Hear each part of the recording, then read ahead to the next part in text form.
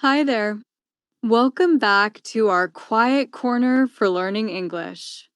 I'm so happy you're here. Today, we are going to do something very special. We are going to learn English not from a textbook, but from life itself. We will look at simple, real things that happen every day, and we will learn the English that lives inside those moments. This is a gentle and powerful way to learn because you already know the situation. You just need the words. So let's begin together, step by step. Think about this morning.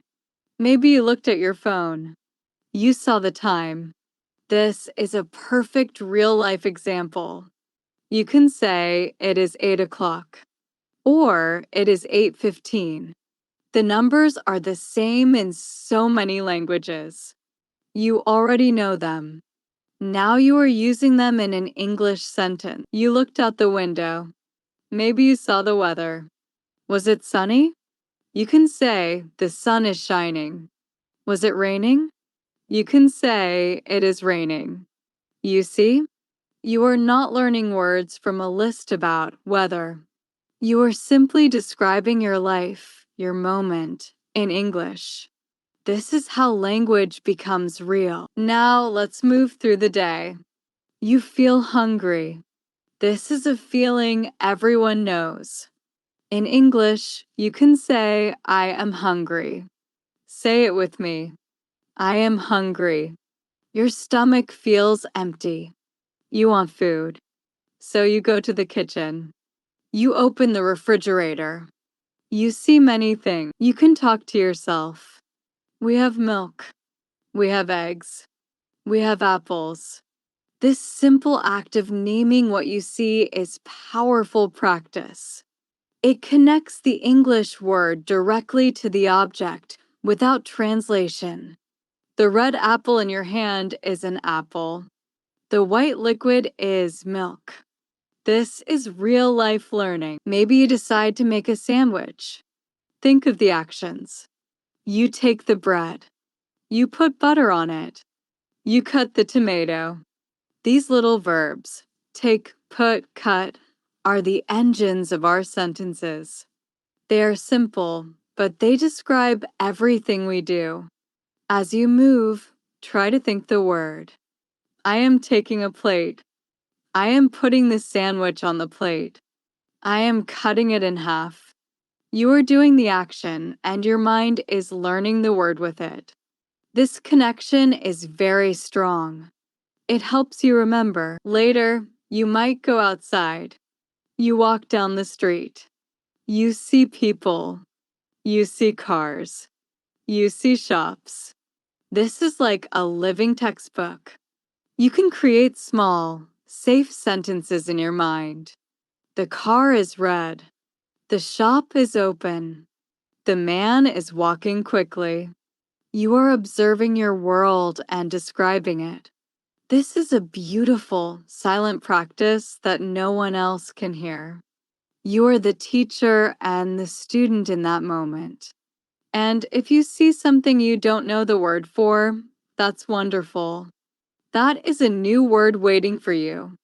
You can write it down or take a picture with your phone and find the word later. That green vegetable is called zucchini. Now, that word is yours, connected to a real memory. I hope you are seeing how your whole day is full of chances to practice. Life is our best classroom. If you enjoy learning this way, in a calm and real manner, I would love for you to join our learning family here. You can subscribe to the channel. It's simply a way to tell me you found this helpful, and it helps you find our next lesson easily, so we can discover more English from real life together. Now, let's continue with our day. Perhaps in the afternoon, you feel tired. This is another real feeling. You can say, I am tired. I need to rest. So you sit in a chair. You might pick up your phone. What do you do on your phone? This is another rich area for learning. Maybe you scroll through photos. You send a message to a friend. You watch a short video. These verbs, scroll, send, watch, are your real-life vocabulary. They're useful because you use them every single day. Think about what you are doing right now. You are listening to this lesson. You are learning English.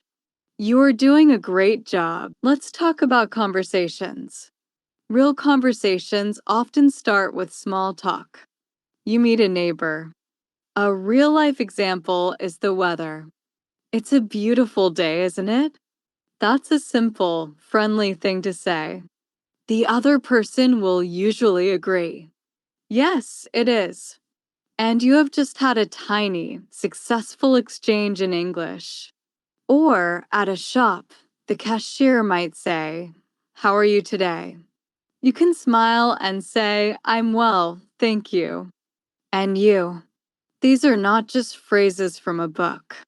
They are tools for real human connection. Practice them like you are practicing a smile. They make the world feel friendlier. In the evening, you might think about your day. This is a perfect time for a little English reflection. Use the past tense, which we often make by adding ed. Today, I worked. I cooked. I watched a funny show. I talked to my sister. These are the stories of your life. Try to tell your story, even if just to yourself, in 3 or 4 simple English sentences. Today was good. I finished my work. I took a long walk. I feel peaceful. This practice helps you own the language. It becomes a part of your story. Remember, my friend, this journey is about progress, not perfection. Every time you name an object, describe an action, or express a feeling in English, you are building a strong foundation. You are learning real-life examples, which means the English you learn is useful and alive. It is already a part of your world. You are just giving it a new voice. Thank you so much for sharing your time with me today. I am truly grateful. If these real-life lessons feel helpful to you, please consider subscribing to the channel. It's the best way to make sure you don't miss our next walkthrough Everyday English. It means I can continue to be here, guiding you step by step. Keep noticing the English in your world. Keep speaking it quietly to yourself. You are learning in the most natural way possible. I believe in you, and I will see you in the next lesson. Goodbye for now.